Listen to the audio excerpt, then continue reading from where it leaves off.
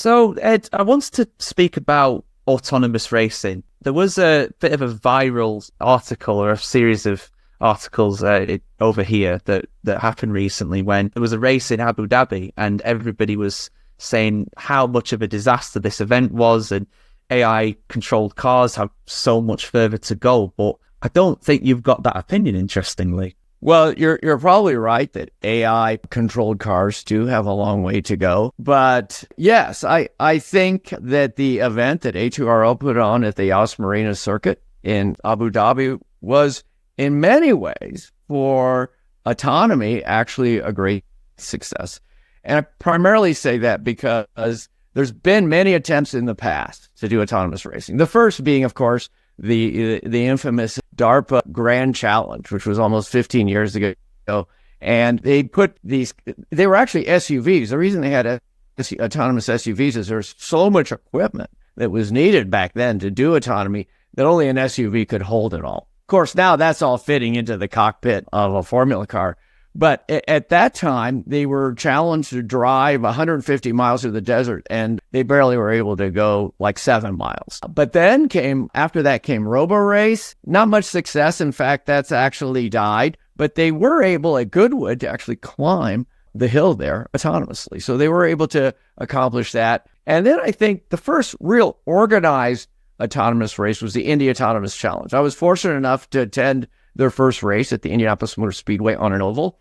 And that's a set of university teams. And they basically were able to circumnavigate, go around the oval at the Speedway and avoid some obstacles, that kind of thing. There were subsequent races at CES in Las Vegas where they started to do like 2 cars on the track at the same time, doing some passing and all that type of thing, where one car would go out and they had to successfully pass. But the A2RL actually took this to the next level. First of all, they were at a Formula One road course, so that's a little bit more challenging than an oval. And they had multiple cars on the track at the same time racing against each other. So that was really a first. Now, whenever you do anything for the first time, it's not going to be perfect, but they were able to get out there and they were able to achieve a few laps. But I think getting back to your question, is racing is both, it certainly has technology, but it's about marketing. As they say, right, race on Sunday, buy the car on Monday.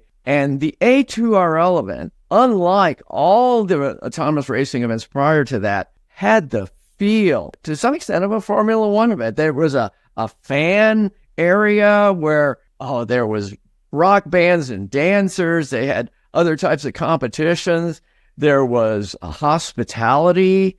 I wouldn't say it's exactly like the Paddock Club or something like that, but definitely in that direction. There was the straightaway stands were full. There was over 10,000 people there. And from an entertainment standpoint, overall, I thought it was actually quite good. There was a demonstration where Kvyat, a human driver, former Formula One driver, raced against the demo car that one of the Emirates universities had put on there. That car there was the first one that they developed and actually had a bit better performance than some of the teams there. And it actually was quite impressive. That was able to, for the untrained eye, when you saw it racing, it actually looked quite good. The other thing I think that needs to be mentioned is for the first time in autonomous racing, there was a professional race team, Code 19, from the U.S. So there were student teams and also professional team. And in talking with them is why a professional race team? And I think it goes back to, is it marketable? Maybe to some extent, if you can put on an event that's comparable to, or at least in the direction of F1, but it's the traditional role of motorsports to develop technology first, be it a rear view mirror, disc brakes, or better sensors for an autonomous car or control systems, that kind of thing. It just goes to show that, you need to read between the headlines, and hearing from someone who was actually there on the ground is a much more reputable source than people just making short videos of cars doing silly things. But yeah, seriously impressive. That's a very good point. Yeah, that, these cars were actually able to race each other on the track, and I didn't realize that 10,000 people were there to see it. So that is seriously impressive, and something that, well, if that many people spending the good earned money to actually go and see it, there must be a future in it. Well, the journalists and your TV announcers love to focus on those crashes, regardless if it's F1 or A2RL. Yeah, I think the great Michael Schumacher used to say that people don't come to see me race, they come to see me crash, which I can sort of see where he's coming from with that, unfortunately. But yeah, so there we go.